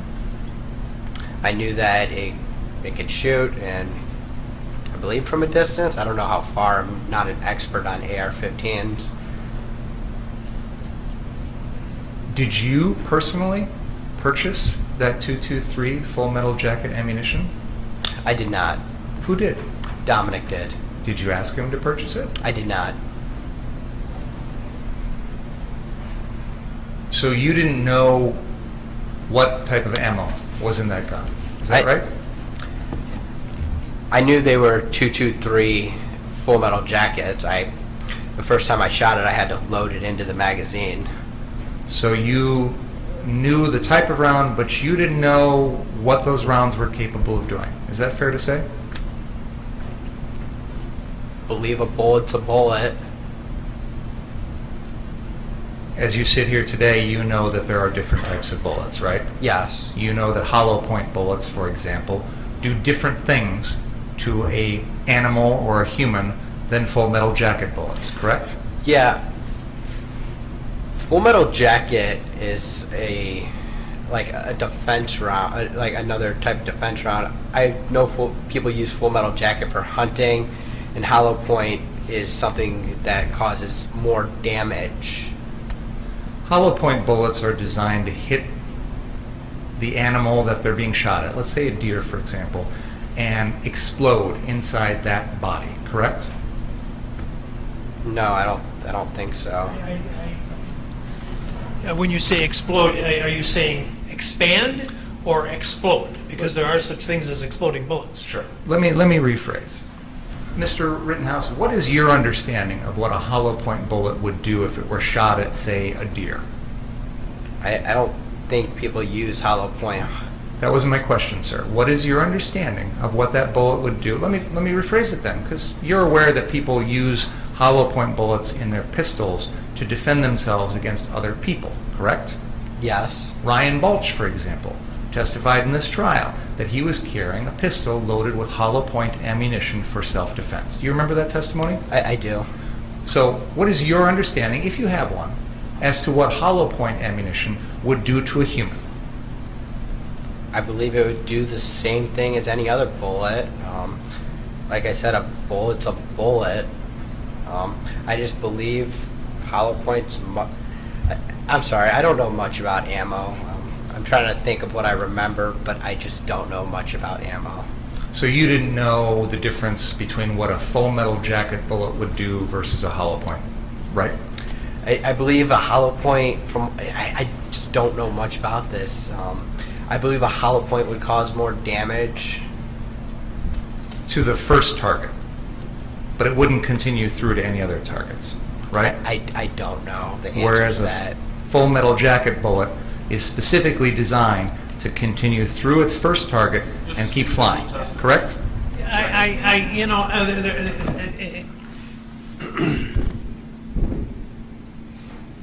First of all, the hollow point is not guaranteed to stay in the first object struck, which is, so what you said was not correct. Secondly, There's no testimony on that, Your Honor. no, but you've been testifying, and that's what Mr. We're going to take a break for lunch. Please don't talk about the case. Read, watch, or listen to any account of the trial. We'll see you, let's hope, at about 12:45. We're going to do those two 12:45. Oh, I've got a couple of hearings at 12:45. Lengthy. Let's say 1 o'clock. I apologize for taking time away from you.